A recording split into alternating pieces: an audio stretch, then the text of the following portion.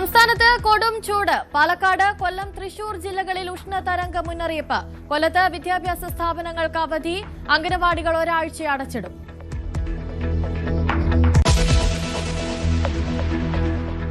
തൃശൂർ വെടിക്കെട്ട് അപകടത്തിൽ ഇന്നും പരിശോധന തുടരും. കെടാവർ നായ്ക്കളെ ഉപയോഗിച്ച തെരച്ചിൽ. DNA പരിശോധനാ ഫലം നാളെ മുതൽ ലഭിക്കും. പൂരവിളംബരം നാളെ.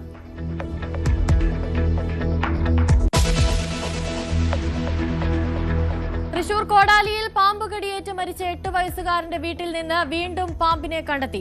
ഇതോടെ വീട്ടിൽ നിന്ന് കണ്ടെത്തിയ പാമ്പുകളുടെ എണ്ണം 5 ആയി. കായംകുളം ചേരാവള്ളിയിൽ പാമ്പുകടിയേറ്റ് 42കാരി മരിച്ചു.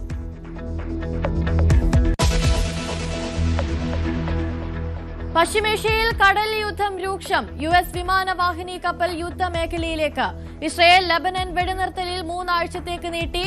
കുവൈറ്റിലെ വ്യോമപാത വീണ്ടും തുറക്കും.